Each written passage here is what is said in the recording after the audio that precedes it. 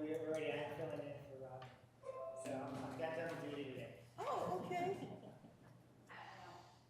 She's feeling not ready for it. Oh, You're not ready for prime time? You're not ready for prime time? No. okay. Miss you, huh? Yes.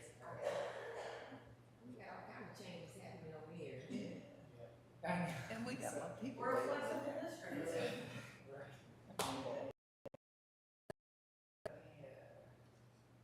Recording in progress.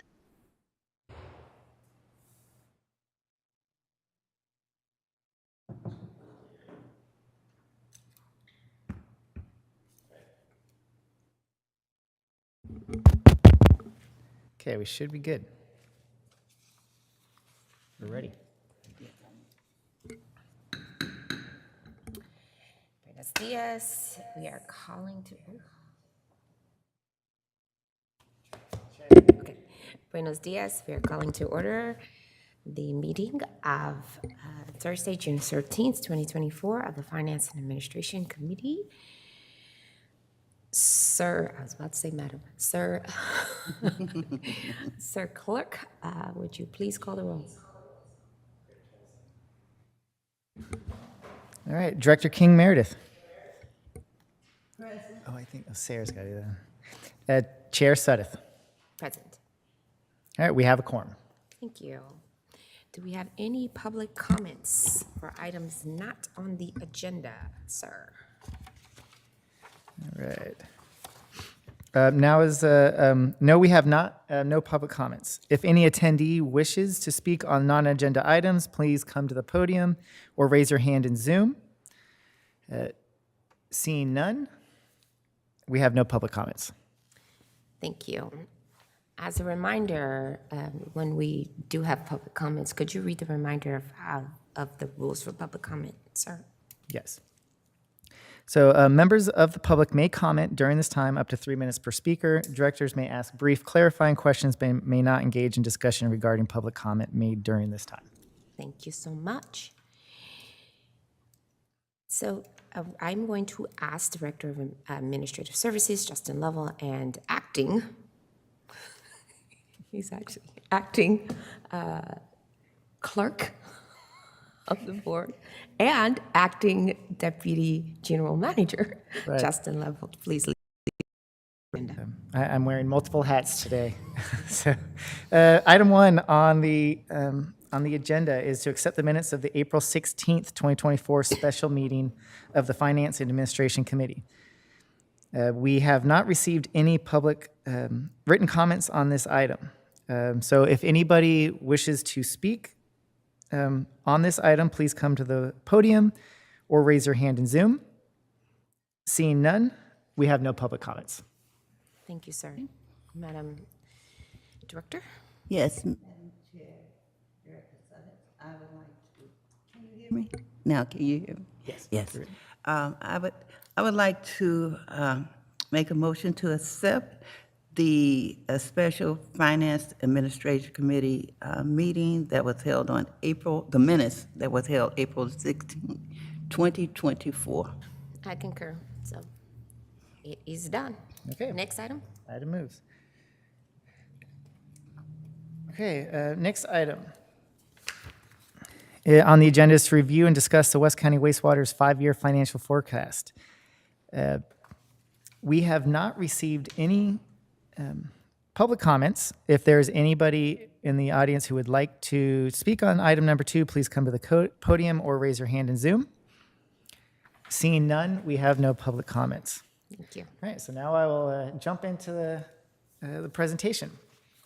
So I wanted to go spend a little bit more time with the Finance Administration Committee on items that I touched on at the budget staff report from the board last week, and really just go into a little bit deeper detail and financial forecast and kind of what we're looking at, just as we're looking at the crystal ball of what we think is happening on the financial horizon for West County Wastewater. Just go into a little bit more detail there. So can you just move to the next slide, sir?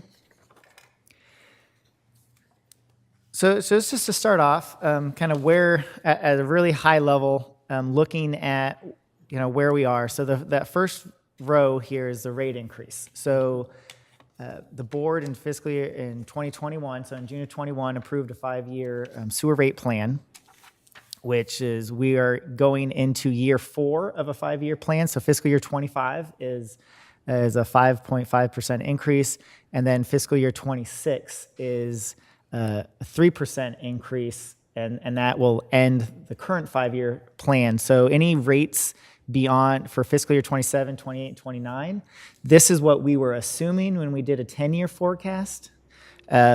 So this is, we're going to come back. So the goal is at the end of fiscal year 25, we will be going through another 5-year sewer rate process following Proposition 218, and then and determine what that is. So our goal when we did the last longer-term financial forecast was to try to keep the rates have incremental increases, but not have dramatic increases over the long time and over the long term. So that's what we're continuing to assume. We would like to keep it that way, but there may be other issues that would require us to, other reasons why we may need to recommend higher increases in the future. But we are sticking with the current plan, right? We have, at this point, we have no intention of trying to adjust, and go through Prop 218 process earlier than intended.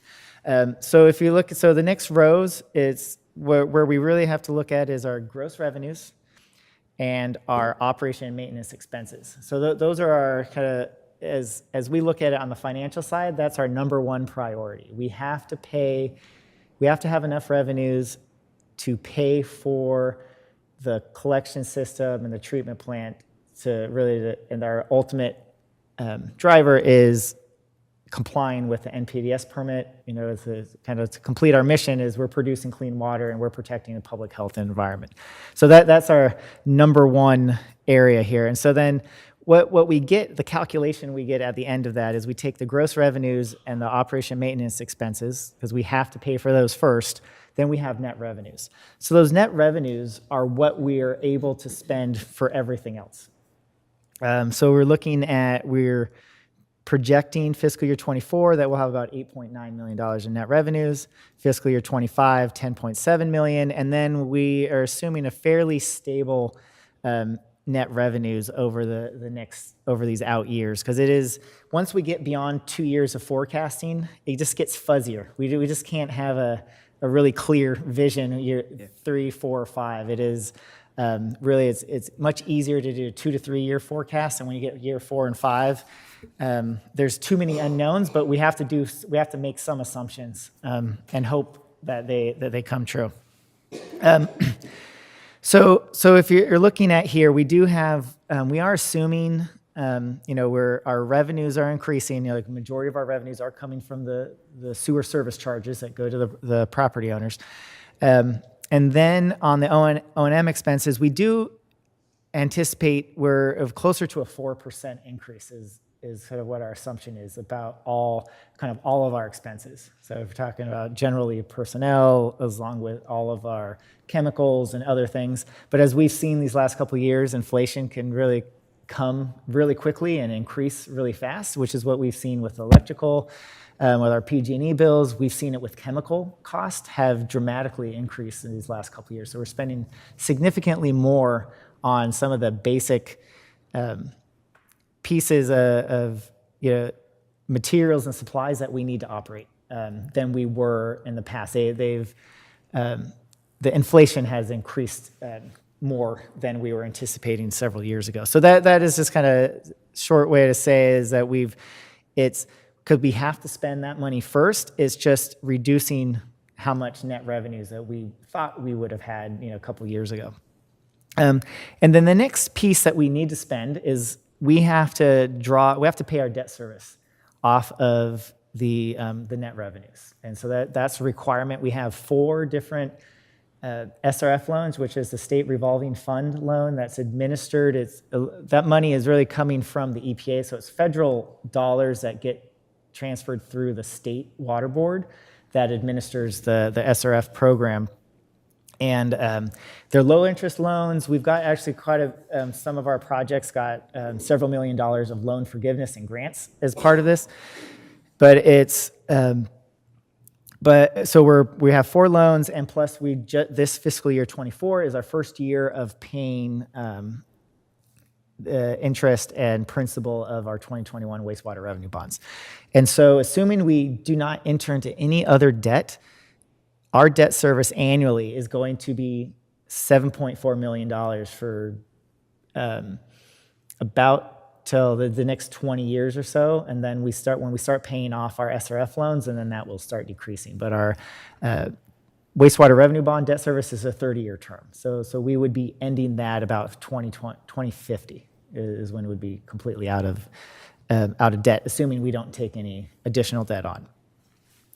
And so then what that leaves us is we have net revenues after debt service. And so you're looking at, this is the money that we have available to add towards our capital program and, buying vehicles and other kind of non-operating expenses. So as you see in fiscal year 24, because the cost for O&M were significantly more than we were anticipating these last couple of years, and we haven't realized all the savings.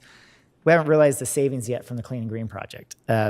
Which we think by fiscal year 26 that'll be 100%. We'll be getting real cost savings. It'll start in fiscal year 25, but we don't believe we'll see 100% of the productivity of the project until closer to fiscal year 26.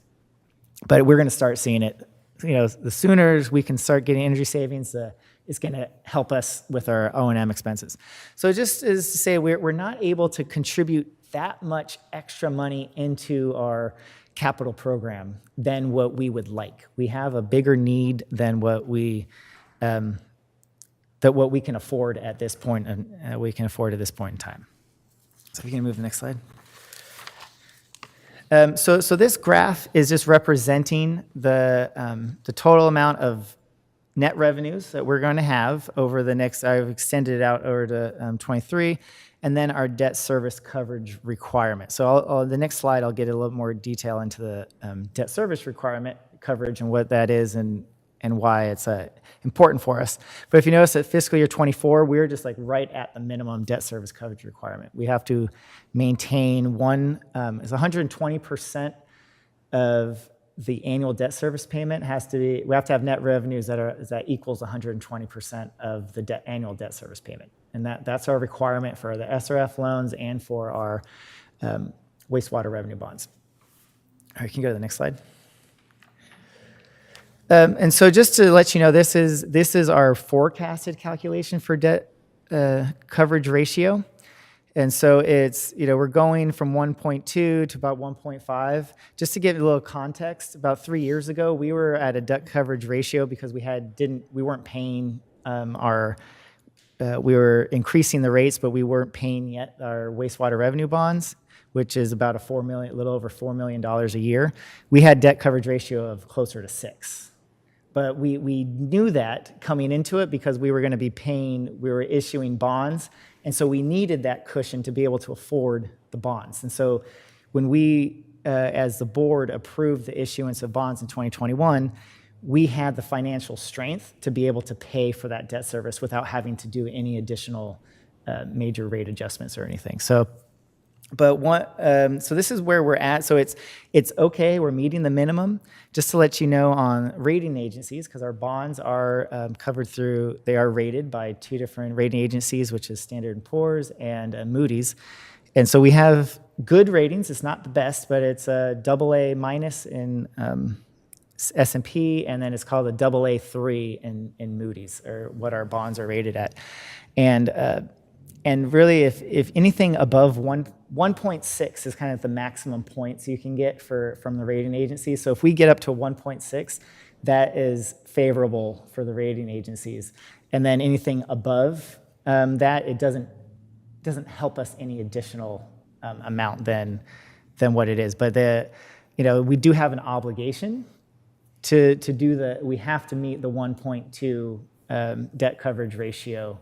And we do have reserves and ways that if there happens to be greater operation expenses during 1 year than anticipated, we can pull in, we have a rate stabilization reserve that we can pull in and use that as revenue to meet the calculation requirement. So we do have some flexibility in there if there's some unanticipated expenses on a year. So as every year, the rating agencies are receiving, we have annual disclosure requirements for our rating agencies. They're looking at our annual financial statements along with several of the other banks. And so they're keeping tabs on how we are doing financially as an agency. So it's just one of those key metrics that we need to keep looking at. All right, can you go to the next slide? And so just as I was, mentioning that we don't have as much that we're able to contribute towards the capital program as we would like. We were anticipating when we issued the bonds that we would be able to spend more of our bond proceeds in the gravity sewer replacements and in force mains.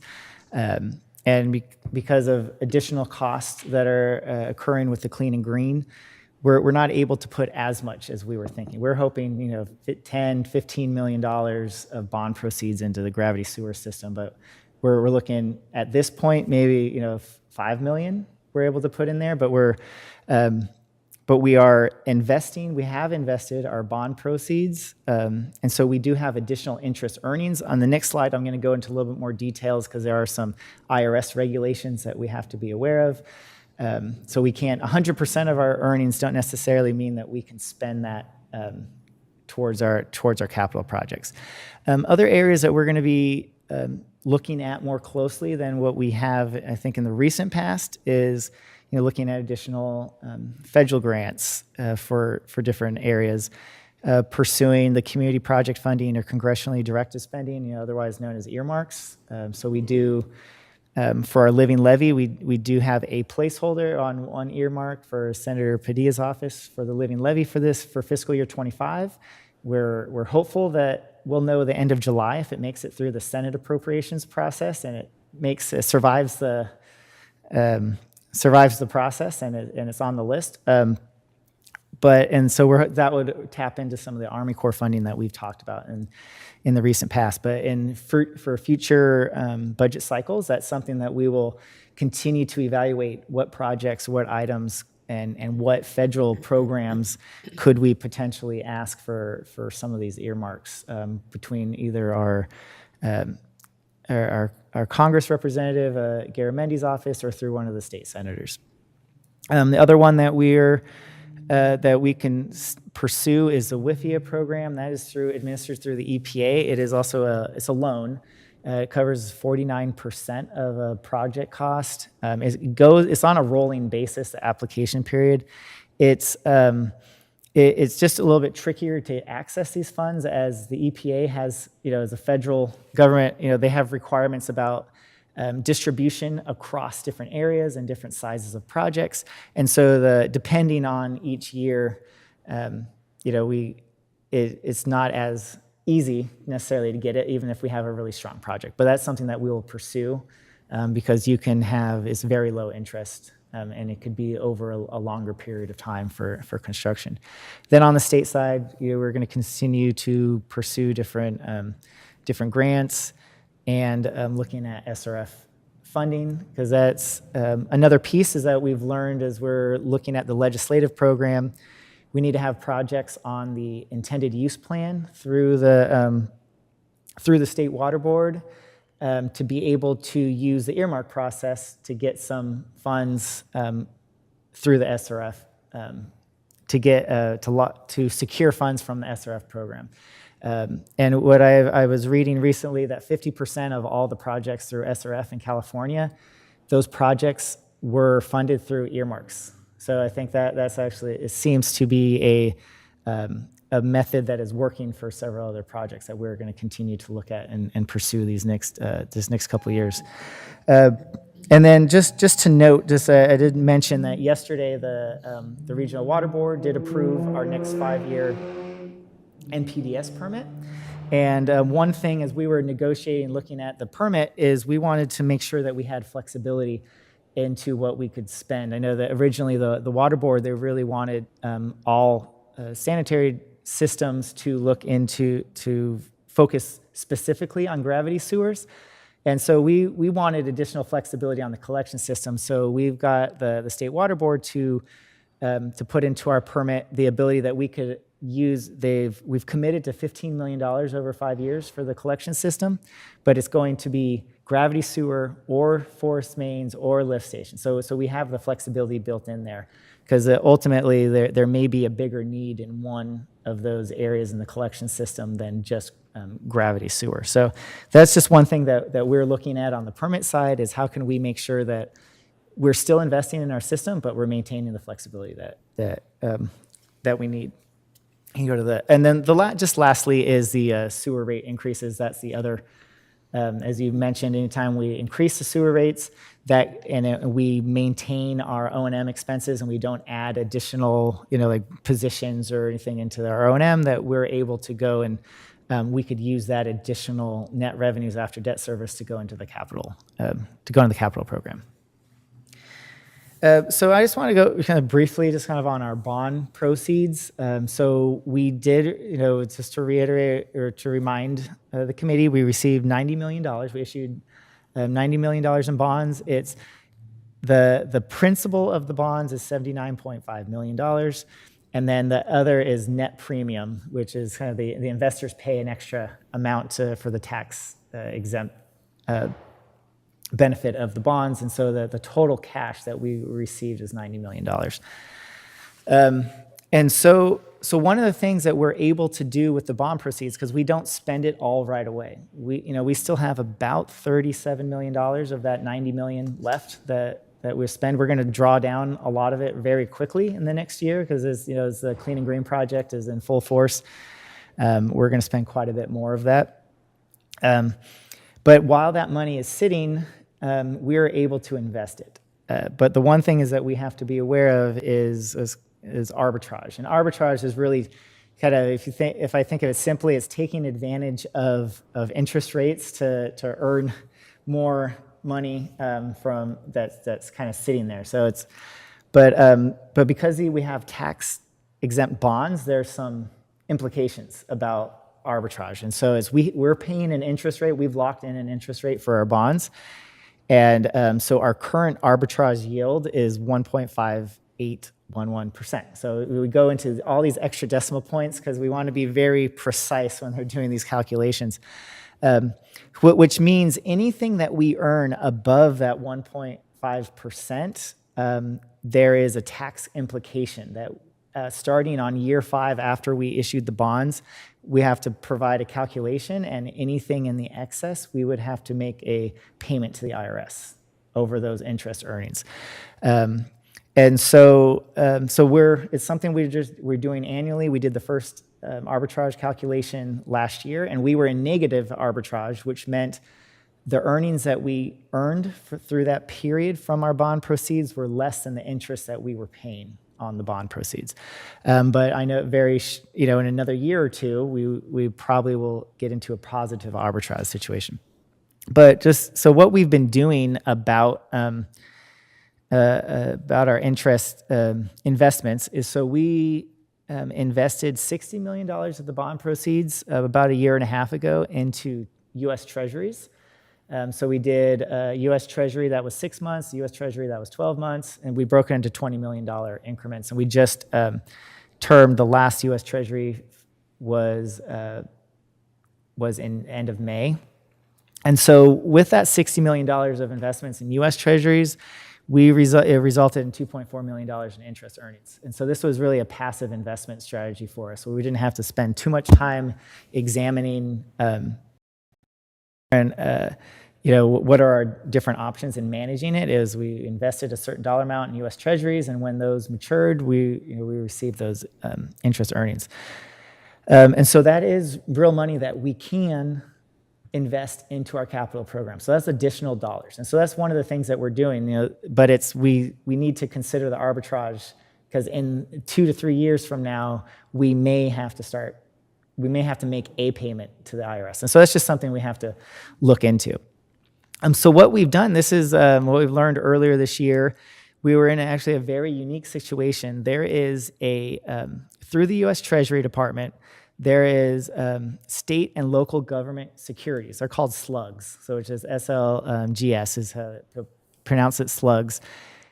Any money invested in this security are not subject to the arbitrage calculation. So any interest we earn on this proceeds, they're essentially they're tax exempt for us. Historically, from what I've been talking with some of our municipal advisor about this, is that we've never been in a situation where the slugs are earning this much interest, right? Like these last couple years, they're currently earning 4.17% of interest. And in the past, they were like 0.2%, 0.3% if you were lucky. So they weren't really an option for people looking to earn interest on the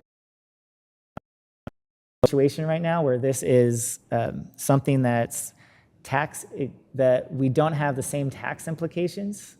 And so we've put the remaining bonds that we have within these securities, and whenever we need to make a draw and pay, pay NG or pay anything related to the Clean and Green project, it's a straightforward process. We talk to our trustee bank, and within 3 days they go wire us the money. So it's liquid. So it's not locked into any long term, and we receive the interest whenever whatever we pull out from that day. So these are just strategies that we're working on to have additional money and resources towards our capital program, and make the money that we've invested, that we're going to be paying back over the next 30 years, that we're at least maximizing the resources that we have.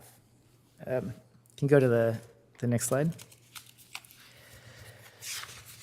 And so these these last slides are just kind of looking at what our estimated cash balance is. So there's other couple considerations that we want to make sure. We don't want to draw down 100% of our cash, right? We want to make sure we have money in our bank accounts. So as you recall, like on a quarterly basis, we have money that's invested in a little bit in LAIF, which is through the state, but most of our money, our cash is held in either California class system or in CAMP, and so those are. They're doing pretty, there's liquid investments, and we're earning, I think it's over a little 5% interest on those amounts. But as we're looking through here, ending fiscal year 24, we have a pretty high cash balance, because that's including all of the bond proceeds that we still have available for the capital projects. And so, you're looking at fiscal year 24, we still have a sizable amount of cash. We do want to reserve certain amount of money. So I did mention in here, just showing you the rate stabilization withdrawal. We think we may have to draw on our from the rate stabilization fund, and this is really because the Clean and Green project hasn't finished as soon as we were thinking a couple years ago. So we're going to have to, and because it's not completed as soon as we thought, and I mentioned this in last week's meeting to the board. We have the expenses of dewatering, the expenses of electrical, because they've increased so much, we have to pay those. And so those are going on longer than we thought. And so that's just money that's eating away into our future savings. And so we may have to draw into our rate stabilization fund to meet our debt coverage ratio requirements in fiscal year 24. And then we want to make sure that we have, we're setting aside the basics for our reserves, right? So we don't ever dip into those reserve requirements.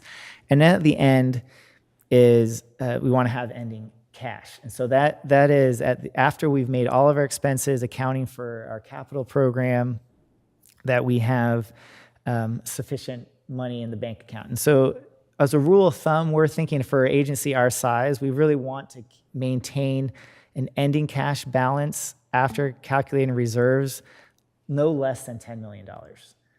So it's this way, we're never going to run into a situation where we cannot pay our bills, right? So I think that's kind of one of our, one of the things that we're always looking at when we're looking at just how much cash do we have. We always need to be able to pay our bills, and so we're in a situation where we can.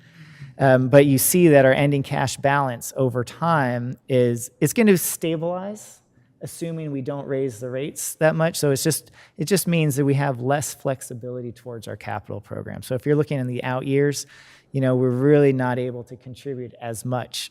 So the only way that we would be able to add more into our capital program in these out years is by borrowing more money, which means we are going to have a little bit more excess revenue to be able to pay for that, or if we get some grants or we raise the rates. And so those are the pieces that we're looking at it. We know we're going to slow down these next couple years on how quickly we're going to be able to deliver our capital projects. I know we're ramping up to really spend a lot, but we're in a piece where we don't want to continue ramping up the ability to deliver that many projects especially this next fiscal year.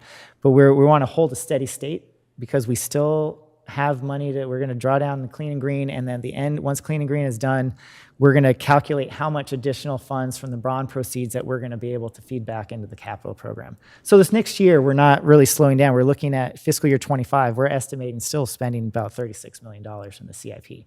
So that's very sizable. When we're looking at other agencies or what we've looked at in other places, their capital spend on an annual basis may be about 10% of their O&M budget, which for us is closer to $3 million. So I think it's, when we're getting to these out years, that's probably closer to what's a sustainable capital program. But we did, the Clean and Green project really accelerated our ability to deliver and tackle many years of deferred maintenance. And so it's, sometimes that's what's necessary. You have to do a big infusion of capital, and that's either through grants or through loans or bonds. So you can accelerate a project, and then you get into a steady state for a while, and then in the future, you're going to run into some other big project, whether through regulatory needs or just identified the replacement that we need to continue maintaining our system. So go to the next slide. And then just to end, this is what I showed to the board last week, is just kind of where we're at over these next couple years, kind of combining our net operating revenue, where's our debt service coverage ratio, how much money we're able to spend in the capital program, and then just that line under zero is we have identified over $100 million of capital needs over the next 10 years.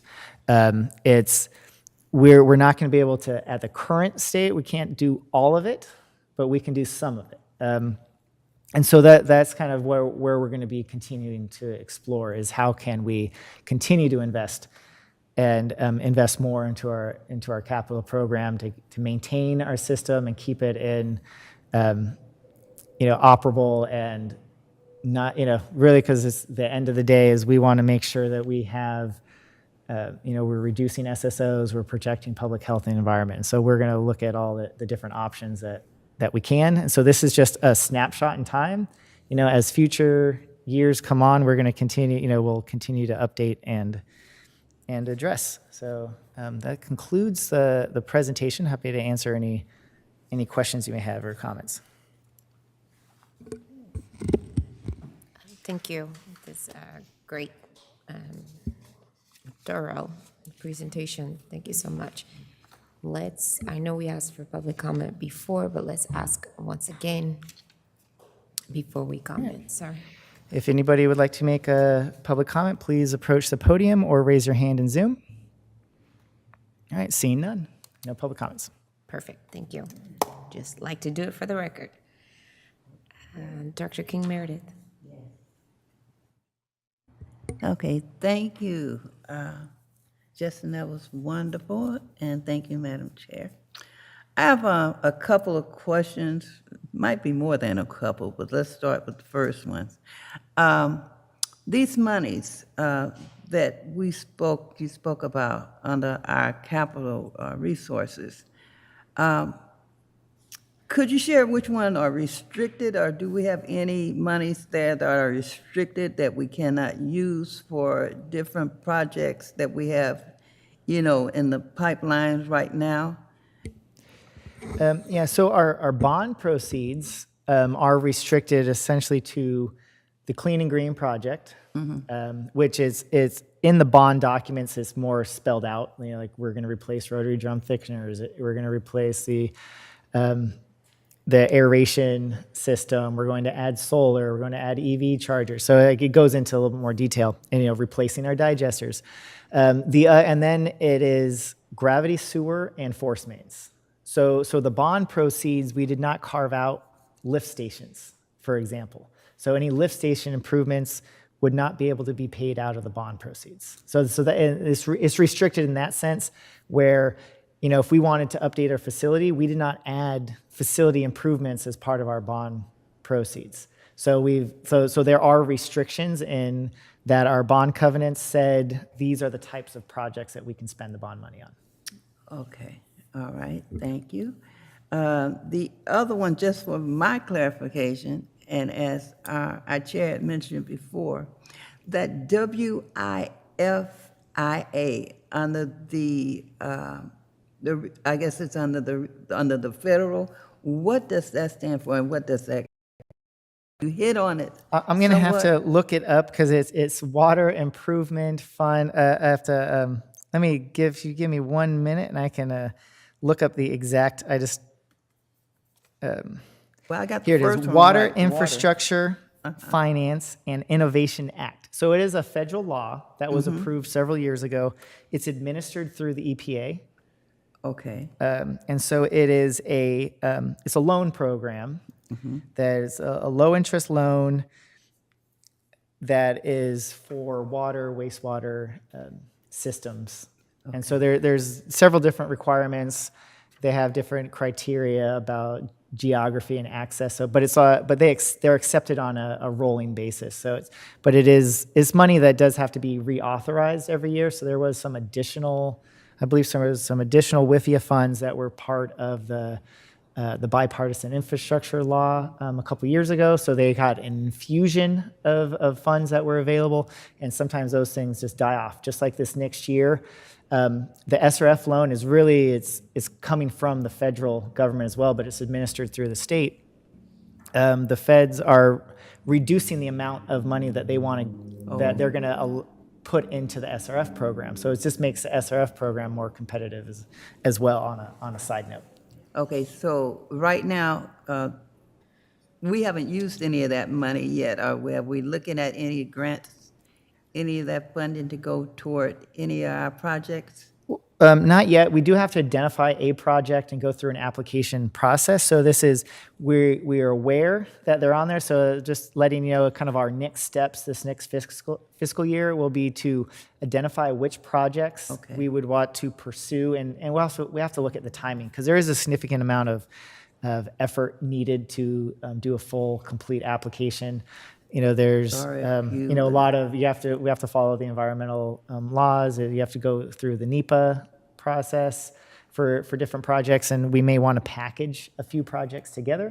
And so there's quite a bit. We haven't identified which projects, and we haven't formally submitted any kind of letter of interest on this kind of funding yet. But it's on the radar, where I know for a period of time we were going to pause on that because we had all this bond money. So we're getting through that, and now we need to look at what's our next source of funding. What are we going to do next? Okay, and then I have one more. I think the pronunciation is arbitrage. Is that correct? That is the term. Yes. Right. Okay. So I know you mentioned this every we're looking at every 2 years where we at for our rates moving toward that 1.6. And once we over that 1.5, well, that 1.5811 percentage, what do you think? I know you're saying 2 years, and I know this just, we're just looking at strategizing and looking at each year. But what do you think that may take us over Well, for that taxes? I mean, if you look Yeah. that far, what projects do we have? it's not going to take money away from us. We would have to use some of the interest that we earned to pay back the IRS. The taxes. So it's like the IRS will say, you can keep this amount of money from your interest earnings, but you got to pay us the rest. Over. And so we're not obligated to even make a payment until 5 years after the bonds are issued. So our first payment wouldn't even be until 2026. Good. So it gives us time, but it's just we want to let you know that this is something we're aware of and that we're thinking about, that we cannot spend 100% of the interest earnings from the bond proceeds. We can spend up to the $90 million, no problem, because that's what we got.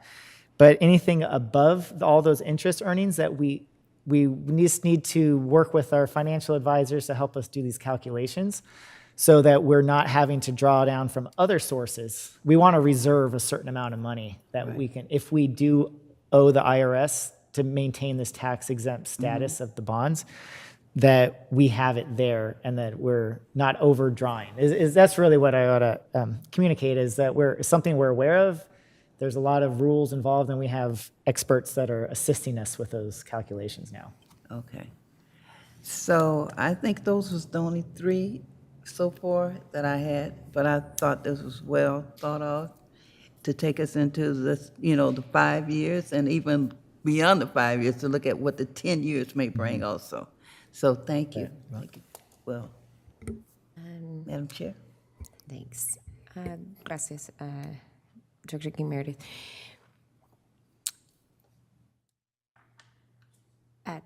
Thank you. I'm going to ask that we push this out to FY30 for a reason, because we're finished with FY24. So I'm really looking for a real, like a full 5-year production or forecast, because I realize why you did FY24, because we don't have the final numbers from FY24. So I think if we're looking at a true forecast, we should be looking at 25 to 30. And 24 is really just a look back. We're finishing up 24, right? So even though I think the real forecast is what's going to happen in the 5 years that we don't know yet. We pretty much know what happened in 24. So if we're going to forecast, and I'm just trying to, I'm not a soothsayer, but I can pretty much tell what's going to happen when you tell somebody you're going to predict 5 years, and the questions that are going to come at you from the full board about if you start with 24. So if we're going to say a forecast, you might want to put 24 almost in a dim, like a shaded column, and go 25 to 30, if that makes sense.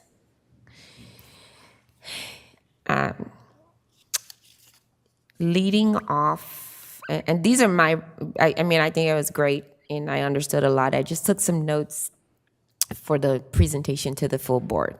So I really, I gained a lot of more insight, Justin, when you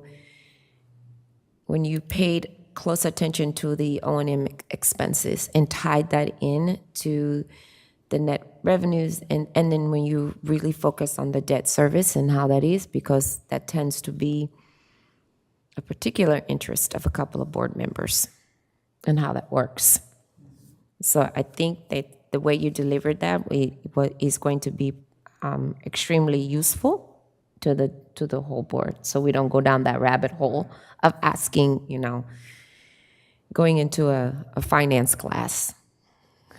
So if you can just, I should have, I know we are recorded, but I know I took a lot of notes to if I have to remind to give you a little prompt on that, I will. But I do think that the way you gave that kind of information without being too explicit, but I think that saying that we have to pay the debt first, that it's required to pay that debt first from the revenue, and mentioning the 4 interest loans and how that was, I like the way that the tables are set up to show that, and that we have the 4 SRFs for the 20 years, and then we have the 30-year wastewater revenue bond. Just keeping it simple, but it was just very straight to the point.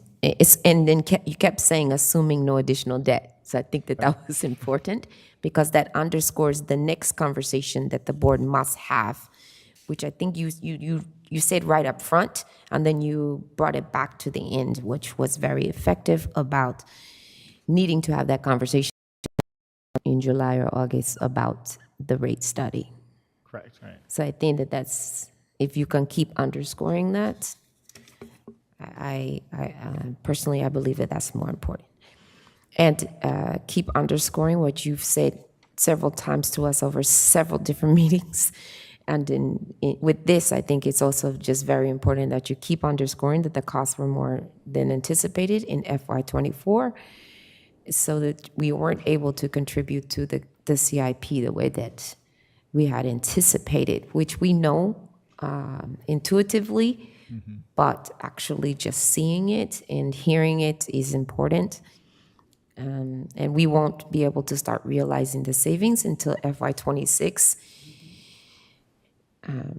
which shows in the net revenues, but being able to see it. And I think you can stave off some of the questions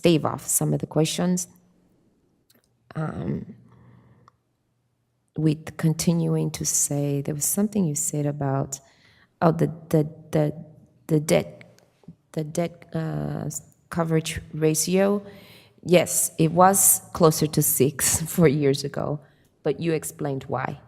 So I think explaining that why again right up front, and why yes, it's 1.2 and that's the minimum, 1.6 is base. And I gotta tell you, big props for saying even if we get over 1.6, it doesn't really help us very much.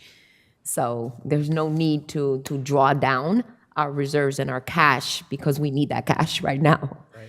So even if we get to 1.6, 1.8 is not going to help us very much, right? So I think that's more important. It's more helpful for us to have the cash on hand to do the work that we do each day. Right. And I think that was important.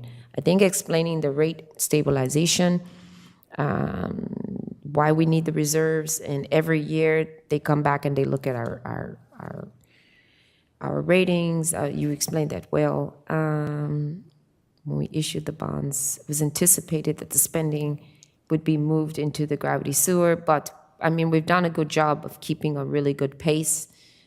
But I believe you and Andrew said this at the last meeting, that we're taking a look at that. Right. So I think tying it to the last meeting, when we looked at the overall budget, you said it to us here, but I would just reiterate that at the board meeting. And there was a slide. So the 2 slides, the revenue and expenses, and then the slide about capital resources and where they come from. I think that's really important, because I think that sometimes it's undervalued on, this money doesn't just appear. Right. We have to get it from somewhere. And we've done a good job of making sure, we do collect the money on the tax rolls, but we also have a fair amount of money from the WIFIA loans and the SRF, but also the grants. And we're going after more federal and state grants. But none of that's guaranteed. So we do have to, on your last point on that slide, look at the sewer rate increases. And I'm not sure yet, do we have an anticipated time frame for the sewer rate study?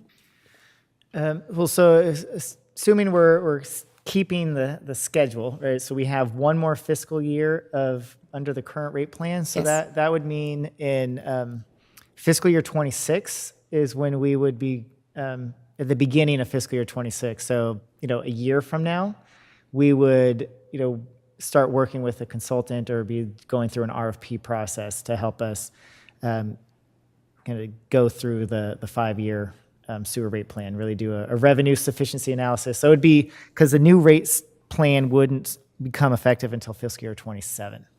Wait, I thought fiscal year 25 was the last year. No, we're going into year 4 of a 5-year. So fiscal year 25 is year 4. Right. And then Fiscal fiscal year year 26 is 26 is year 5. Correct. Right. Okay, so when are we going to start the rate study? So the rate study would start in fiscal year 26. And so Should we not start it before then? We so that could we do have it a the little bit- information for 26? we could do it a little bit earlier. If we did it earlier, do we want to go through the Prop 218 process earlier? If we're on the fiscal year basis and they're on the property tax roll. No, I'm I mean, thinking it's something more, we could. I'm thinking more of getting the public involved and not necessarily on the Prop 218 in 26, but I'm thinking more of talking to the public and getting them more involved earlier. Sure. And so if you start the rate study in 25, earlier in 26, and then sometime in 25, start talking to the public in late 25, early 26, and then starting the 218 in 26. Right. Well, because there is a significant I amount think of Claire time wanted that to the say something. board would I mean, need I to- think Ms. Nicole wanted to say something. How long? The last cycle we started. We had a consultant on board probably fall. So the whole process was about 7 months to get a consultant on board, go through the board meetings, come up with they did a revenue sufficiency analysis. So we didn't go in as deep as we could have, but they did a 10-year forecast. We made sure that we had the rates that were adequate for our needs. That whole process took about 7 months from having a consultant start to having the board adopt and go through the Prop 218 process and the public hearing. And we did the public hearing I believe it was in June, because you have to do some noticing requirements, so that was our last schedule. So it was in 2021 to have the rates adopted. We had the written notice, which is required under Prop 218, that went out the beginning of April, because you have 45-day notice. You have to have receive a written notice 45 days before the public hearing.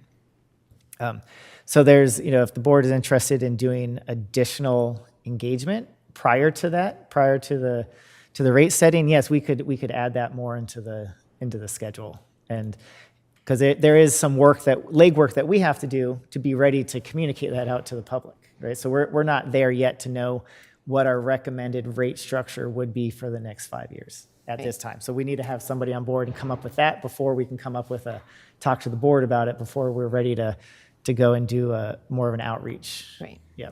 I just want to keep that in mind. I just want to keep that in mind as we talk to the full board, right? It's no wedding until we're pressed in 26 to have to do that, because we have so much going on in 26. I'd like to make sure that is on the table, along with the state grants and the federal. But so when you talk to the full board, and the other thing is talking about the arbitrage. You say that in 2023 we had a negative arbitrage. Correct. So generally speaking, we have to pay if we've had some type of gain. Correct. So if it's a positive arbitrage. If it's a positive. we So would be have ready to answer the question, okay, is that negative? So you already know that the mines are going to work. Okay, so what happens when there's a negative? Unfortunately, we don't get more money. I know this. I'm going to state it out to state the But you obvious, know that it's- there's a question. As soon as you say negative, there's going to be a question for you, right? It means we did not earn as much interest earnings as we were paying an interest. There you go. That's essentially a negative arbitrage. So we lost, right? We But- lost, right? If So you're I thinking of think, a gamble, don't right? leave it hanging out there. Just kind of say, unfortunately, in 2023, there was a negative, so, you know. Right, and that's turning around very quickly. So- Right, I would say it like that, put the positive spin on it, but I just wouldn't leave it hanging that in 2023, there was a negative arbitrage, because you're just gonna open yourself up for questions, and we gotta go down this hole of explaining arbitrage, which I don't want to have a conversation about arbitrage. And then slugs, I think I would just say that about slugs on the slide where you presented slugs. I think you went backwards at some point, which is fine. Because I personally like it. I like slugs. It gives us money, but I know you're going to hear it at least once about why are we earning money? Why are we earning interest? Because we've heard it before about earning excessive interest on public money and etc. But I don't see the crime in it, but you know, just prep yourself for that one. The cash on hand, please. I love that you did it, but please make sure you emphasize and re-emphasize the need to make sure that we don't drain our reserves, because we have a reserves policy, and Ms. Nicole, you may want to have the reserves policy on hand, because this came up a few years ago about that. So I would have the reserves policy on hand so that we remind the full board that we actually did adopt a policy to have a certain amount of money in reserves. Because it's in your presentation, it may come up of what is the reserves policy, so it doesn't look like you arbitrarily said it, but we have a reserves policy, and it may come up about, I know you said it's a rule of thumb, but why did we pick 10 million? And we like to pay people. People don't like to work for free, and we like to pay our bills.